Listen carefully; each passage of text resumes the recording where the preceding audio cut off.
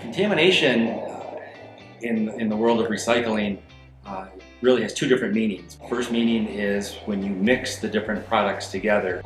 We have clear plastics, we have colored plastics. So contamination is when they're mixed together, where they will quote unquote contaminate the bale. Also within the world of recycling, contamination would also mean dirty products.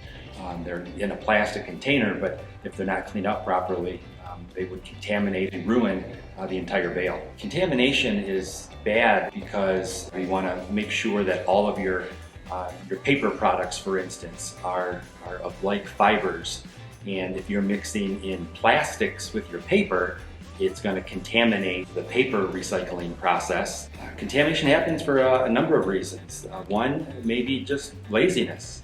Also, it happens just by accident sometimes. So it's very important for us as recyclers to be aware of how our materials are being sorted. Contamination can be avoided by taking your time.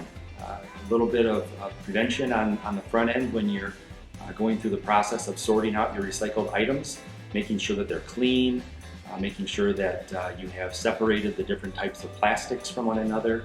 At the Greater Langsford Recycling Center, we take a lot of pride in source separating all of our materials.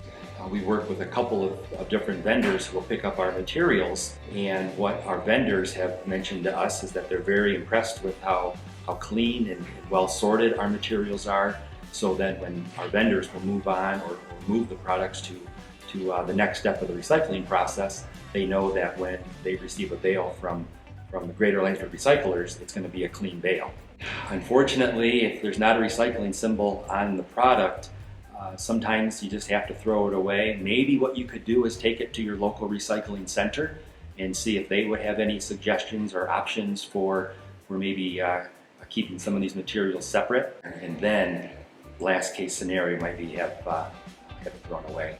It is a lot of fun though to work with new people who are coming in and explain kind of our process and how we work. We're not a curbside recycling center, we're a drop-off center, and when our customers come in, we want to work with them to make sure that when they come back again for the next visit, that the materials are sorted properly.